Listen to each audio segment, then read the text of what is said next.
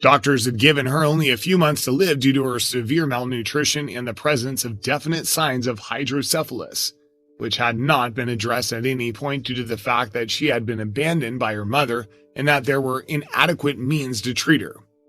When Nika was born in Haiti, she was diagnosed with hydrocephalus, a condition that is unusual among infants.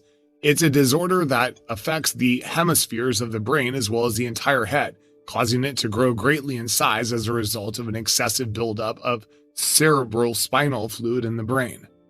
A humanitarian assistance expedition to Haiti at the time, Sarah Conk came across 3-month-old Nika in extremely poor health since her mother had failed to seek medical attention for a severe form of hydrocephalus, as she should have done. He required immediate medical attention, and it was Sarah who assisted him in obtaining a seat on the surgical waiting list, so allowing him to have treatment. Following the operation, Nika was released from the hospital and returned to her home. The following months, Sarah Conk displayed an interest in understanding how she was doing in the wake of the procedure, and it was discovered that her mother had abandoned her and did not want her any longer. Her inability to cope with the social stigma that comes with having a disabled daughter is demonstrated by all she has done thus far.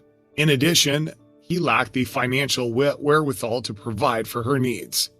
When Sarah noticed that Nika was showing indications of malnutrition, she went to the authorities and requested if she could take over the care of the small girl. Her request was granted by the appropriate authorities. According to experts, his chances of survival were exceedingly poor, as 99% of children who had this ailment and were in that state perished before they reached the age of 1 year, according to the statistics.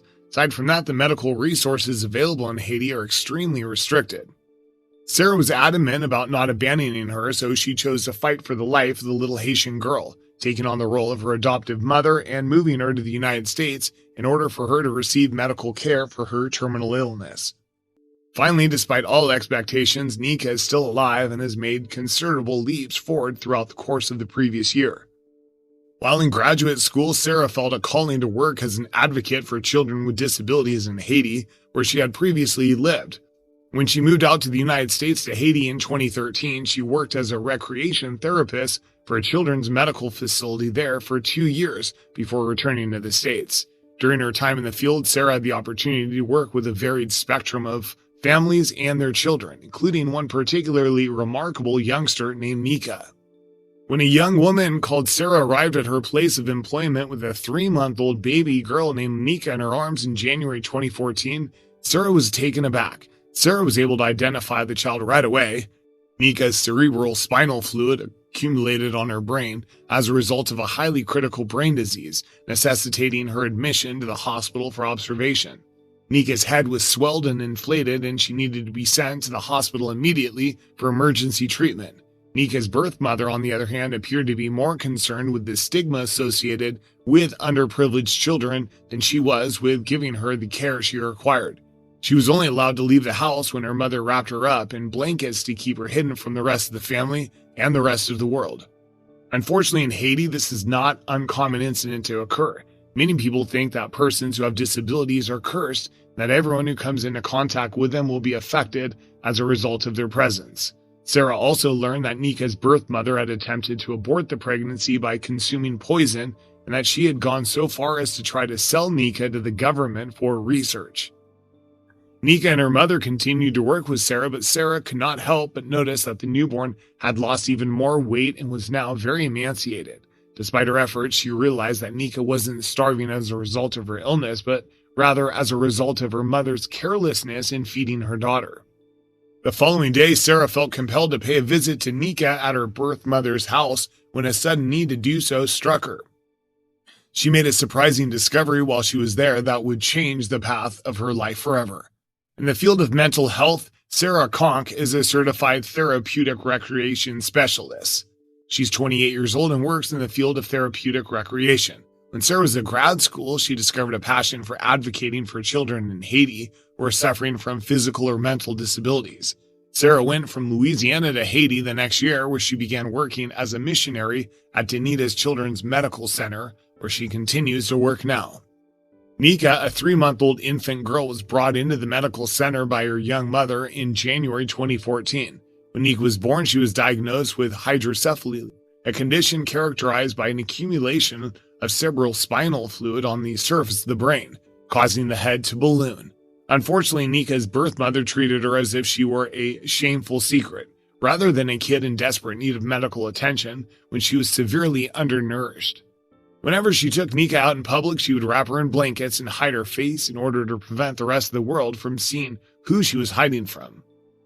Instead of starving as a result of her illness, Nika had been mistreated for years before she was discovered. During the month of August 2014, Sarah's gut feeling led her to see Nika's biological mother and inquire about Nika's well-being.